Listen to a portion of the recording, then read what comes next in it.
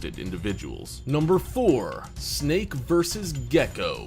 Our next match is definitely a natural one and actually seems surprisingly fair. Both fighters are able to get the upper hand on their opponent, and well, anything can happen when the two meet in close quarters combat. If you look closely, you can see that the gecko has already lost its tail, probably during a previous fight, marking it as a deadly scrapper despite its small size. It's also got some incredible tricks up its sleeve and knows how to take advantage of the snake's weaknesses. You can clearly see this ingenuity at work when it leaps onto the snake's back and rides it around like a rodeo bull. The snake, in turn, tries desperately to shake it, but has a hard time moving around with all that bulk attached. It may look like a fun ride, but it's really a life and death struggle to the bitter end, with the gecko using its sticky feet to hold on for dear life. Its next tactic is to bite the snake's lower jaw, preventing it from being able to land a solid bite or actually eat him. The snake, in turn, has only one move, and that's to repeatedly try to bite the gecko. Its hope is that the gecko will eventually bleed out and succumb to its toxic venom before the snake is too tired to continue.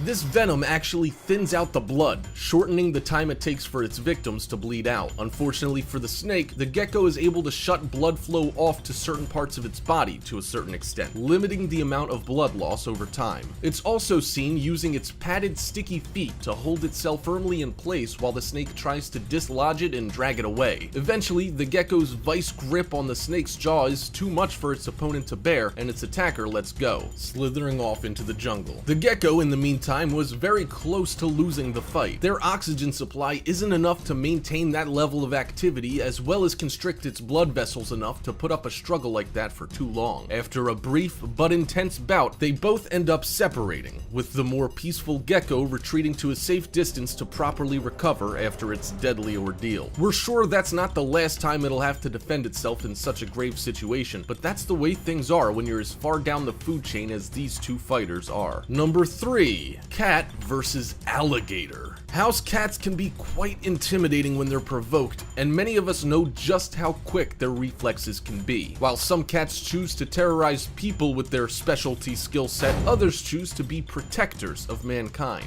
The cat in this video is definitely of the latter persuasion, defending its territory and human friends like a boss. While the people in the area don't seem all that worried, probably because of the gator's smallish size, it's still a fairly dangerous situation to be in. If that gator were to sneak up on an unsuspecting person or pet, it would undoubtedly try to make off with a quick meal. That's where our guard cat comes in. Realizing that the gator isn't supposed to be there and poses a threat, the cat jumps into action and starts actively pestering the predator. The two stare each other down for a long time, with the cat refusing to budge. Its show of force was just what the situation required. The gator, after seemingly carefully considering the situation, retreats into the water, and you think that's that. Cat 1, gator 0.